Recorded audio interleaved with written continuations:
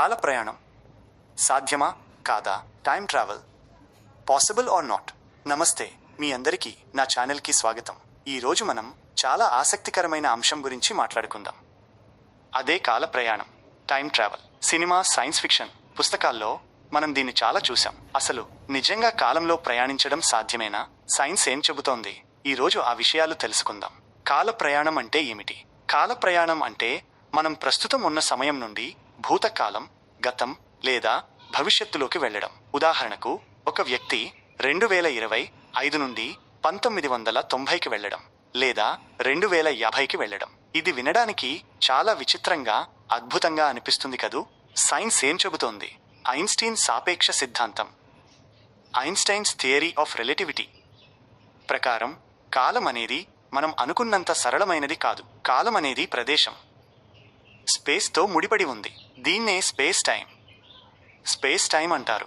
Gravity, గురుత్వాకర్షణ, Einstein ప్రకారం భారీ వస్తువులు స్పేస్ టైంను వంచుతాయి. ఈ వంపు వల్లనే గురుత్వాకర్షణ వస్తుంది.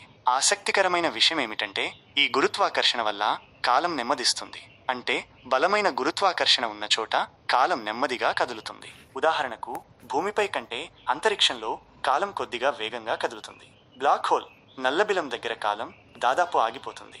వేగం, స్పీడ్. ఇంకొక ముఖ్యమైన విషయం ఏమిటంటే, మీరు ఎంత వేగంగా ప్రయాణిస్తే కాలం మీకు అంత నెమ్మదిగా కదులుతుంది. దీన్నే టైం డైలేషన్ అంటారు. కాంతి వేగానికి దగ్గరగా ప్రయాణించగలిగితే మీకు కాలం చాలా నెమ్మదిగా కదులుతుంది. కానీ భూమిపై ఉన్నవారికి కాలం సాధారణ వేగంతోనే కదులుతుంది.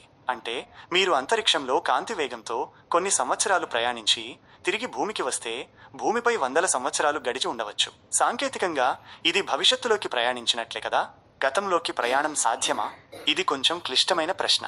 భవిష్యత్తులోకి ప్రయాణించడం సైద్ధాంతికంగా సాధ్యమే అని ఐన్స్టీన్ సిద్ధాంతం చెబుతుంది. కానీ గతంలోకి ప్రయాణించడం గురించి చాలా చర్చ ఉంది. తాతగారి పారాడాక్స్, గ్రాండ్ ఫాదర్ పారాడాక్స్. గతంలోకి ప్రయాణించడం వల్ల వచ్చే పెద్ద సమస్య ఇది. మీరు గతంలోకి వెళ్ళి మీ తాతగారు పెళ్లి చేసుకోకుండా అడ్డుకుంటే అప్పుడు మీరు పుట్టరు కదా. మరి మీరు పుట్టకపోతే గతంలోకి వెళ్ళి మీ తాతగారిని ఎలా అడ్డుకుంటారు? ఈ విరోధాభాసాన్ని, పారాడాక్స్, పరిష్కరించడం కష్టం. Worm holes. కొందరు శాస్త్రవేత్తలు వర్మ్ హోల్స్ ద్వారా గతంలోకి ప్రయాణించడం సాధ్యం కావచ్చని నమ్ముతారు. వర్మ్ హోల్స్ అంటే స్పేస్ టైంలో షార్ట్కట్లు లాంటివి. ఒక ప్రదేశం నుండి ఇంకో ప్రదేశానికి త్వరగా వెళ్ళడానికి ఇవి ఉపయోగపడతాయి. అయితే వర్మ్ హోల్స్ నిజంగా ఉన్నాయా? వాటిని నియంత్రించగలమా అనేది ఇంకా పెద్ద ప్రశ్న. కాల ప్రయాణం అనేది ఇప్పటికీ సైన్స్ ఫిక్షన్ అంశంగానే ఉంది. భవిష్యత్తులోకి ప్రయాణించడం సైద్ధాంతికంగా సాధ్యమే అయినా దానికి కాంతి వేగంతో ప్రయాణించే టెక్నాలజీ కావాలి.